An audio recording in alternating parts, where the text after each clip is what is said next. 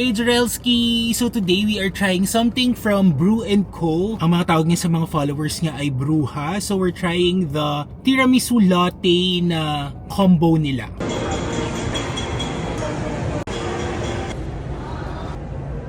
So yung coffee nila is served on a mason jar, tapos the tiramisu is served on an acrylic container. So pwede siyang i-take out and it helps the environment kasi reusable siya. Bali, pipili ka ng combo mo, one coffee tapos the tiramisu. So ang kinuha ko is Biscoff. Ewan ko, adik na adik ako lately sa Biscoff. So we're trying it. So try muna natin tong coffee nila. Biscoff din ata ito. Hindi ako nakakuha ng straw. So try natin.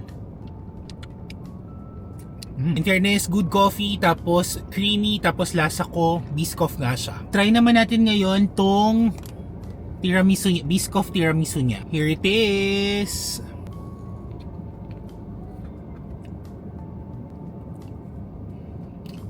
Medyo on the cream side siya. Okay naman yung lasa nung tiramisu niya.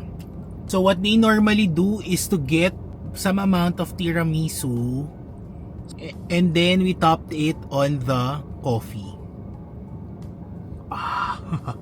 This is cool. We sip to it together.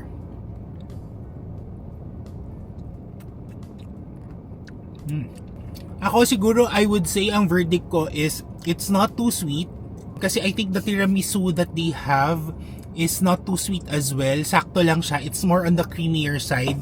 And then yung coffee nila, though it's Biscoff flavor as well, hindi din siya ganun katamis. So nagbe-blend siya together, pero I think kapag medyo mas nauubos mo na siya, medyo Biscoff to Biscoff is, shall I say, not a good combination kasi it's too much. But nevertheless, I have tried some tiramisu lattes with other cafes or other stores. I think ito yung isa sa good blend kasi hindi siya ganon katamis altogether. Pero the tiramisu part could have been improved.